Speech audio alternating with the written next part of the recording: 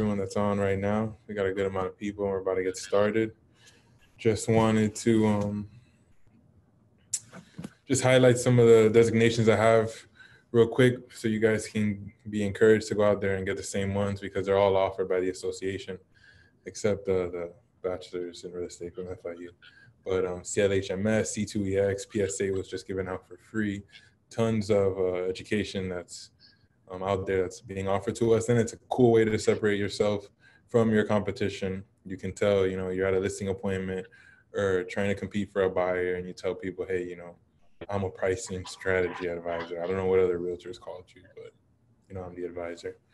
All right, that's my little pre-tip. Talk to me. We're gonna get started, Kevin? Yeah, we're ready to go.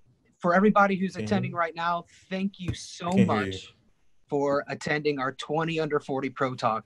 This is a very special event that we're throwing on for you today.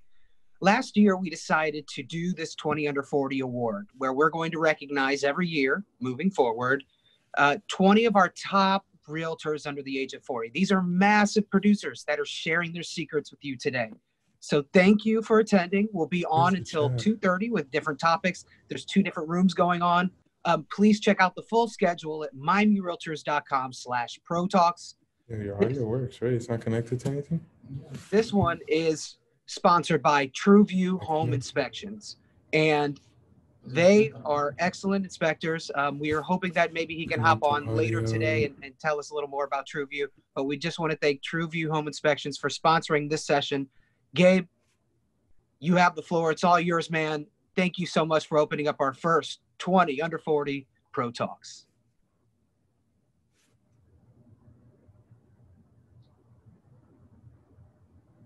Gabe.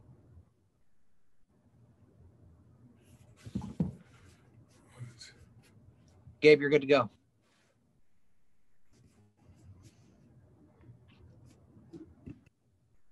MacBook microphone, MacBook Pro speakers. That's what it's connected to. Here it is. All right, I can hear you guys now. Oh, I missed what you said. It was clear that you weren't getting our audio, but you're back. Awesome. All right, cool. We're good to go now? Yep. Floor is yours. Awesome. So did you guys hear me beforehand or I did like a little intro? Yes, we heard all about all your designations. It's impressive. All right. Awesome. Let's go.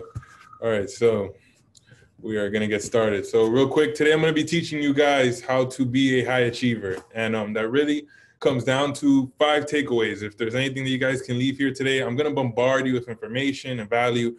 I'm going to ask you to try to keep up, but there's basically 5 things that I want you to take away today more than anything.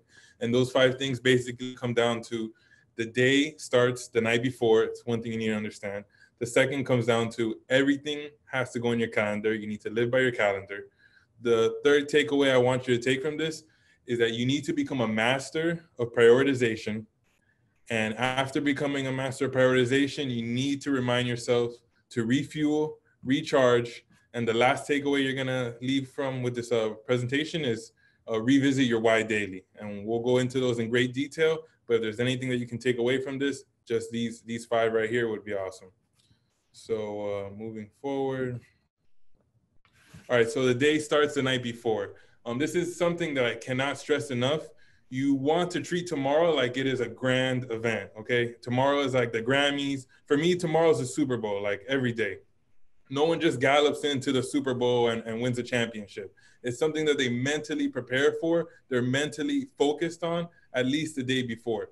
So you want to go in and really prep yourself and make sure that you understand, what you're doing tomorrow, what tomorrow consists of, and what you need to do today to make sure you execute tomorrow to the greatest capacity.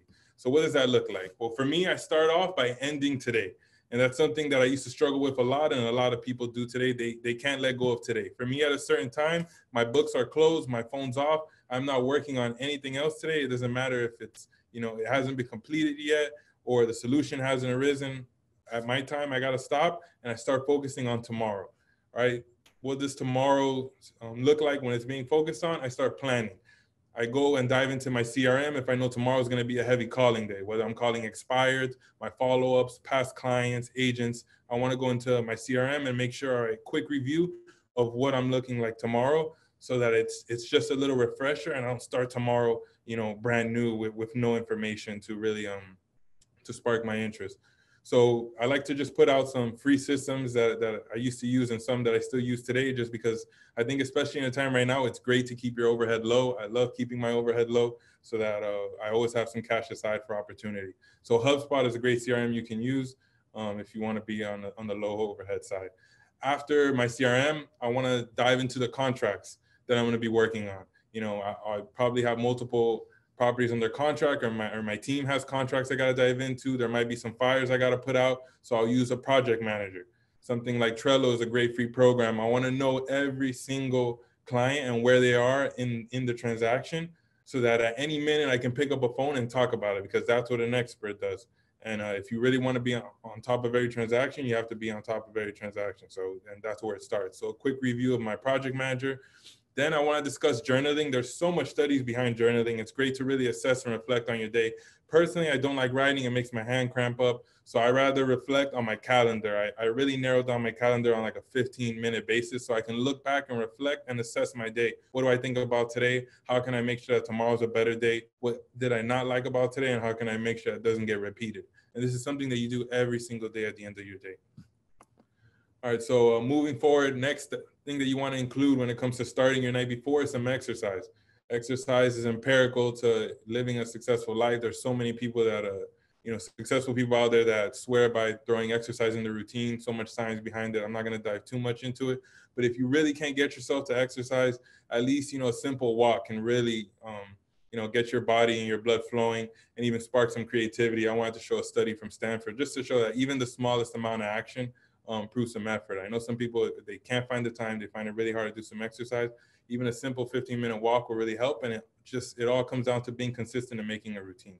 So the next part of starting your day the night before is reading. There's tons of studies behind reading, reducing the degeneration of the brain, making sure that you don't get Alzheimer's as you get older. But besides that, for me, I strongly feel there's information that you can't get anywhere else besides a book. And I'm a real information junkie. I love reading. I love picking up information through video, through audio, throughout the day. But during the evening, I really want to stick away from blue light, and I'm going to go into that later. But so I like to pick up a book. It's really relaxing. It can be almost therapeutic. And even if it's just 10 minutes, it's really a nice way to divide your day between your work day and your personal evening. So pick up a book, throw some reading in there. If you can just read 10 minutes a day, comes out to 4 hours a month, and you can probably kill about a book a month, which 12 books a year is a lot of information for you to take on. Hey, Gabe, real quick. Somebody asked in the chat what the name of your project manager you use is. Can you talk about it a little bit? Trello.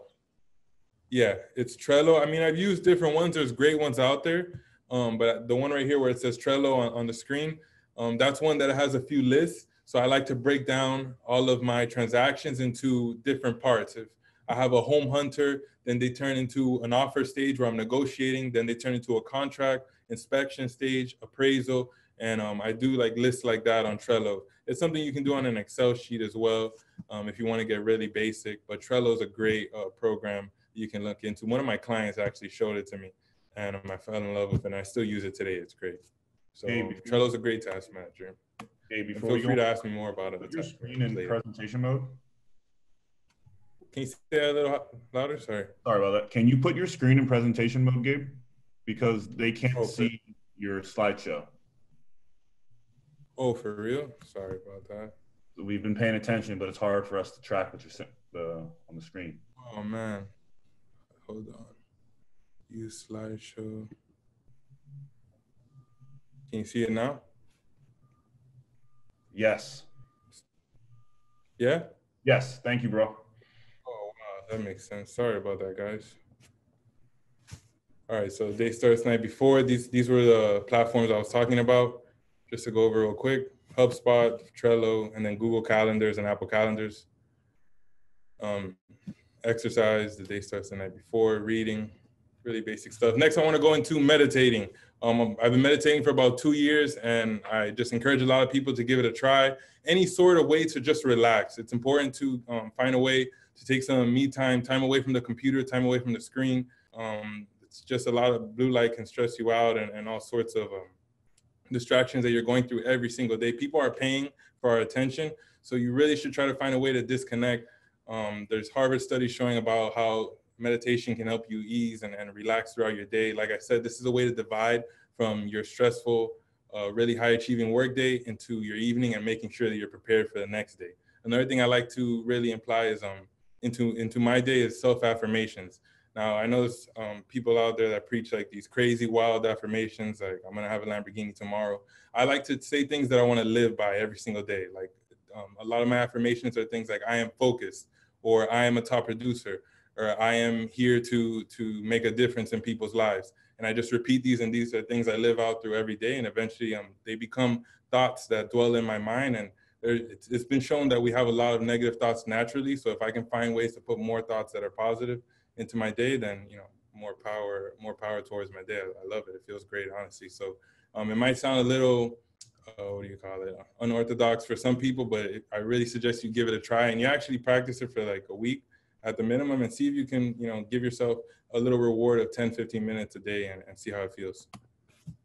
So moving forward, on the day starting the night before is unplugging. This is going to be hard for a lot of people, but it is extremely important when it comes to starting your day at the top level tomorrow. You want to unplug at least 3 hours before you plan to go to sleep, which should be a routine. You should have your bedtime down to a science, because there's so many studies showing that when you have a steady bedtime, it increases the efficiency of your sleep cycles. You get more REM sleep, more deep sleep, and it helps you wake up better in the same amount of time of sleep. So unplugging 3 hours before, non-negotiable. Blue light reduces melatonin from being produced naturally in your brain, which leads to keeping you up.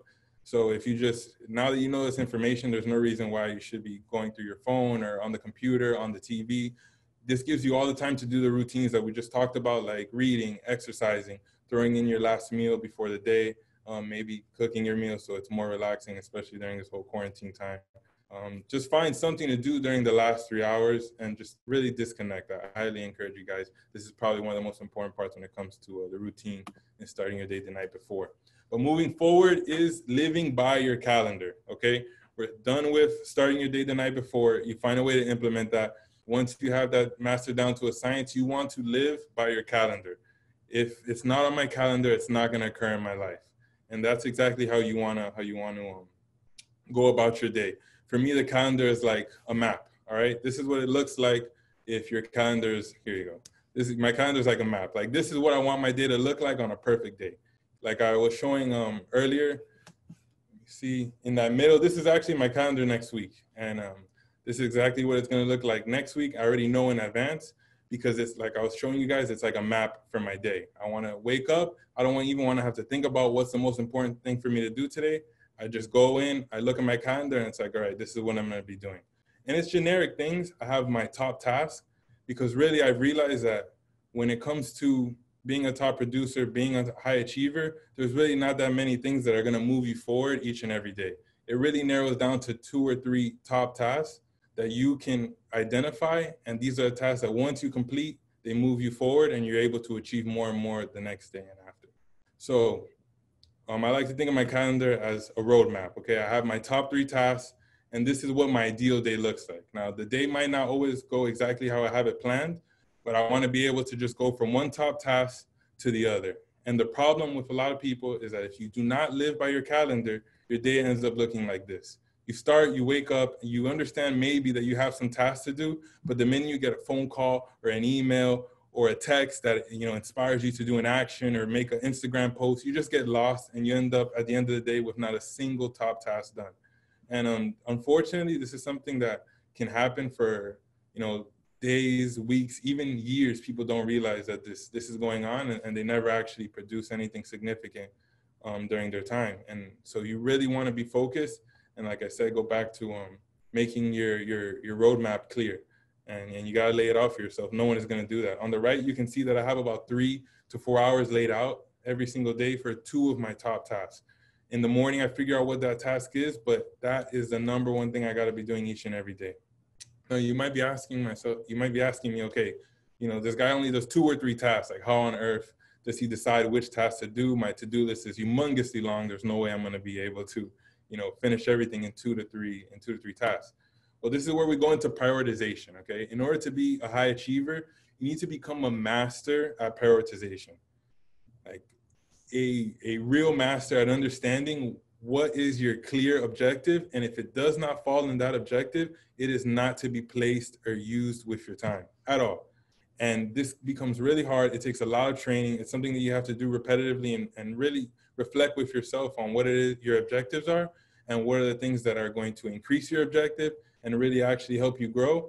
And slowly you'll start to identify activities and tasks that you might actually really enjoy, but after further review, they're not really contributing towards your main objective. So you make a long to-do list. There's an Eisenhower, the matrix called the Eisenhower matrix. It's what I like to use very often. I'll have my to-do list. Now I kind of do it out of second nature, but in the beginning, you want to get your to-do list and you want to really ask yourself, okay, so if this task is extremely urgent and important, and I can do it in under 5 minutes, I'm just going to go ahead straight on and attack the problem real quick. But if it's something that takes a long time, I have to ask myself, how urgent is this problem? How important isn't it? Maybe I should do it later in the day and focus on, something that's extremely urgent right now. That doesn't take as much time. Next, I'll go to the tasks that are extremely important but not urgent. Those tasks I don't even want to look at today because they're not extremely urgent. I'm going to schedule them at a time that are extremely, a time that's way better for me to finish this task. So you schedule that time and you get rid of that task from your to-do list. You never want to see it again, and you don't have to, because you're going to wake up one day and that task is going to magically appear on your calendar that you scheduled days before. And now, this is the time for me to do that task. There's nothing else, to move forward with. If the task is something that's urgent but not important, you want to delegate it as easy as, as fast as you can. In the beginning, for some of you, that might be really hard, but eventually you want to build a team. You want to have a reliable title company, a reliable lender that you can rely on, so that whenever a task comes up, if there's any way that it can be managed out to one of these people, eventually you'll have an assistant or a buyer's agent or a team to kind of delegate it out. But in the beginning, you'll have to do everything. But once you can build a nice team, you delegate these things out and do as much as you can on clearing your plate and focusing only on those 2 or 3 tasks that you gotta, that really make a difference for you every single day. And besides that, if the task is not urgent or important, then you kind of want to ask yourself if you should even be doing it. I tend to hoard tasks and ideas in my head that I want to do because I want to do 1,000 things at once. I'll put them on a separate list. And then later on, I'll check that list every week. And if that task looks like it's something that could benefit me, then awesome, I'll do it. But more than likely, I end up having a list of 100 ideas that never seem like they're more important than whatever my main objective is, which tells me that there's a lot of opportunities for me to get distracted and off track from light bulbs that just pop up. And I'm like, man, this is something I should really attack and work on. So I hope that makes sense to you guys. This matrix can be a little confusing sometimes at the first glance. So moving forward, after you've been, extremely adamant about starting your day the night before, after you've learned to master and really live by your calendar, after you've really understood what your priorities are, and if they do not contribute to your priorities, you remove them from your time. You want to remember to refuel and recharge. In this industry, I see it so many times. I see agents that look like they're burning out, they're dying because they're going full force 100%. And it's great, they're having a lot of results, but there will be a time where they just don't feel like pushing anymore, where they just can't find the energy. And it's scary because I don't like to see people go through that. And I just like to remind everyone that as humans, we have a body that needs to be treated like a machine. We need to refuel and we need to recharge. There needs to be times where you are fully aware. I mean, if you can all the time, you need to be fully aware about what you put into your body is what you're gonna get out of it. If you're eating, Cheetos every single day and a lot of chocolates and Twinkies, take a look at what those foods compose of, and if those are the ingredients that you think are going to be running your machine the way you want them to be. I hate to be too much preaching on nutrition and stuff like that, but I'm a big, I like to really encourage people to take a look at what they're putting and what they're feeding themselves. Also, you want to try to put yourself in a productive diet if you have to, if this is an issue for you. I find a lot of people, even myself sometimes, they'll eat a giant meal at lunch and that's it. From 11, 12 p.m., they're out. They're knocked out, they're tired, they want to go to sleep. They're not as productive as they are in the morning. And then they think they're morning people because they never get anything done after lunch. And that used to happen to me a lot. And now I found that, you know what, I can't eat carbs or any types of sugar before 6 p.m. So don't be afraid to experiment with your diet and see if there's, things that you can do to help you be more productive. I used to fast for breakfast because I thought that, man, the minute I eat, I get tired. I eat cereal or even the smallest bar. And now I realize, hey, I'm just not going to eat sugar in the morning, and that helps me stay productive. It doesn't spike my insulin and then I crash. Another part of refueling is you want to make sure you're getting your vitamins, essential vitamins. Just don't be blind to the fact that we're human and we got to put things into our body that are necessary. Drink your water and all that. Recharging is important. If you are denying your sleep, if you have poor sleep habits and you think that you're going to be able to just push your way for 5 to 10 years of grueling work and have horrible sleep habits, you are going to make yourself miserable. I highly encourage you to reconsider and take a look at your sleep habits, because to me, I feel sleep is probably one of the hardest things to really get down to an optimal science for yourself, because it's so personalized. There's no one way avenue for sleep. So try to get your sleep down pat. I'm really big on Sleep Cycle, which is an app that I use to track my sleep. I also use like Garmin apps and smartwatches to check what sleep cycles I'm going through and have an idea of how different things affect my sleep. I realize that, hey, if I have just a beer before I go to sleep an hour, it's going to stop me from going into REM sleep for at least 2 to 3 hours, which is going to cause me to wake up in a little bit of a crankier mood. And these are things that you want to be able to constantly monitor, and that's how improvement happens, guys. After a while, you're going to be, you're going to feel like you're at your maximum. And the only way that you're going to be able to improve even more and more is just little tweaks at a time. So you really want to monitor yourself and understand how you work and how your body operates, so that you can better improve yourself on a daily basis. And you want to focus on things like sleep. Another way to recharge are relaxing hobbies. You want to find things that you enjoy, things that you're passionate about outside of work, so you have something to keep your mind off. I really found running very fun for a while, so I did that. Traveling is awesome. If you can afford to travel multiple times throughout the year, it's a great way to escape. So always consider refueling and recharging. I like to give myself a goal. Sometimes it makes it more motivating at the end of the year, at the end of this quarter. I'm going to go here, I'm going to do this for myself. And that motivates me to just grind it out until it's time for me to recharge, Awesome. And now the last aspect when it comes to being a high achiever is revisiting your why daily. This really, when you have everything put together and you're able to just really push forward every day, and it's like almost second nature for you. For a lot of people, it really comes down to what's the reason that they're doing this for. Sometimes you see people and you're like, man, how are they doing that? How do they wake up every single day? I see Gabriel wake up at 4 a.m. and he puts on his story, and it's like, how does he do that? I promise you, everyone that's out there waking up, putting in tons of hours towards their goal is because they have a really deep why. There's something that really sparks them, no matter what the discomfort is, no matter how big the task is. Anything in front of them becomes almost obsolete because their why is so much stronger than any of the pain that they're ever going to endure in the business. So you want to make sure that you understand what your why is. If your why is something material or it's some sort of goal or objective, that's fine for now, but you're going to have to understand that this business gets a lot harder and harder, and eventually those type of whys are going to wash away. You want to find something that's going to really it's really going to push you throughout. I mean, wanting a Lamborghini is awesome, but it gets to a point where you rather just rent one for $600 or something, just because the Lamborghini feeling isn't that great. You want to find something, either your family, kids, whatever it is, that really pushes you to go further. If it's a purpose that you have in life, go there and find it. So some ways that I like to keep my why in clear vision is a vision board. I think a vision board is amazing. You want to have them throughout in different areas, not just one. I have multiple in my house. I have one in my office. Keep your vision very clear. You also want to have affirmations, like I was speaking of earlier. A lot of times I like to repeat my goals as affirmations, either when I'm exercising, in the shower, in the car, on my way to work. So keep your goals alive and make sure that you're repeating them every single day. And visualization, some people might call it daydreaming. I like to really visualize what is the life that I want for myself. I like to visualize what's the outcome I want for today, whether it's a listing appointment, a buyer's appointment, some sort of meeting, a talk like this one. I'm I'm already visualizing what the perfect scenario is going to look like. So when I come here, it already feels natural because I've practiced this 1,000 times just in my head, not in real life.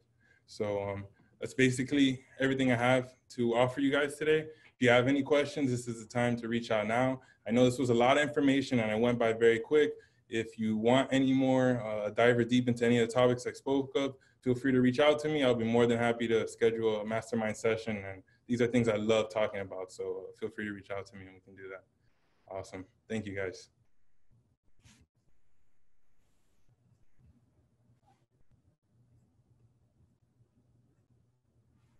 Does anybody have any questions for Gabriel? So Gabriel, you talked a lot. I got one. You talked a lot about meditation, diet, exercise. Give us a combination of things that you felt worked best for your lifestyle. To be honest, everything I stated here, I use them all. Like in my calendar, they all get broken down. Like I said, I believe everyone should disconnect for 3 hours before they go to bed. So those 3 hours, I usually go to sleep at 9:30, 10 at the latest. I aim for 9 so that at 6 o'clock, I'm already clearing and planning my day, clearing my email. I make one call to a family member. I go for my run. Once I get back from my run, I do my shower, do a little exercise, and then I do meditation with my affirmations. I just sit in my chair, I breathe, and I just start thinking about what's the day that I want for tomorrow. And, I have my last meal and I call it a day. And so for me, I pour everything into one and it's able to work smoothly. It's just little baby steps. And when you put them all together every single day, they end up equating to a bigger picture. That's amazing. We have 2 more questions. The first question is, what is your schedule like when prospecting?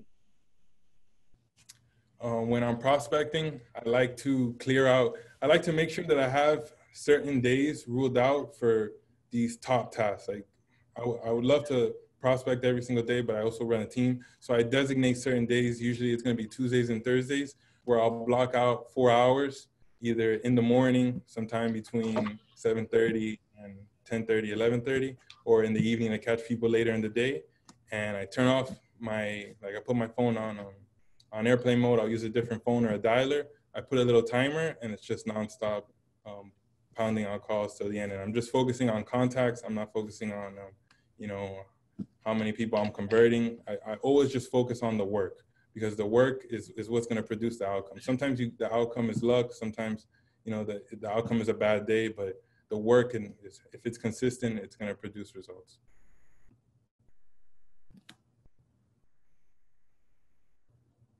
So what was the other question? Yes. Okay. So the next question is, where can you rent a Lambo for $600? On OfferUp. I think I saw one the other day. I'm always on there hunting. You had one more, Gabriel. Someone asked about if you could share one of your affirmations. Oh my gosh, I have a bunch. I mean, one that I have to tell myself often is I am focused, because I just feel like it's very easy for me to be distracted. Sometimes I distract myself. My phone, if I check my phone, there's notifications, and the anticipation is sometimes more rewarding than the actual outcome. I think that something's going to be, when I pick up my phone, there's going to be some awesome reward. So definitely I am focused. I also like to say I am the top listing agent when I'm going to a listing appointment, and I'll repeat my rebuttals. Like, there really comes down to, anywhere from 4 to 6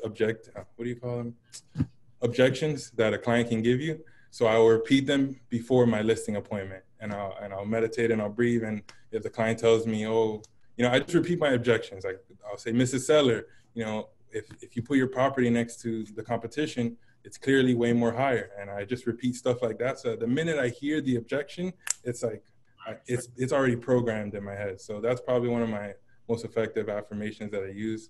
And then just besides things that I want to see in myself, I am focused. I'm a top producer. I'm a big saver. I try to save as much money as I can, especially right now. So anything I want to see in myself, that's my affirmation. Okay. We got one more question. Name 3 motivational speakers that you listen to. 3 motivational speakers. Let's see. I mean, I don't listen right now to too many motivational speakers. One of my favorite ones though was Darren Hardy. I don't know if too many people know about him, but he has he's a great speaker. He's the CEO for Success Magazine. Listen, my coach is honestly a great motivational speaker, Orlando Montiel. He has the Miami Real Estate Show. I'm usually watching that as well. And another speaker would be, I don't know. I don't watch too many speakers, to be honest. I'm always just watching interviews of amazing people. Like George Perez, even though he's not a speaker, he's someone that I'm always trying to keep in the loop about figuring out his habits. Well, let's give it up for Gabriel, everybody. Hey, that was amazing. Appreciate you coming on and helping us out with this amazing program. Excellent job. Thank you for having me out here. Thank you, everyone, for attending. If you guys have any more questions, don't ever hesitate to reach out to me. These are the things I can talk about nonstop. I really love productivity and self-development almost as much as I love real estate. So feel free to reach out.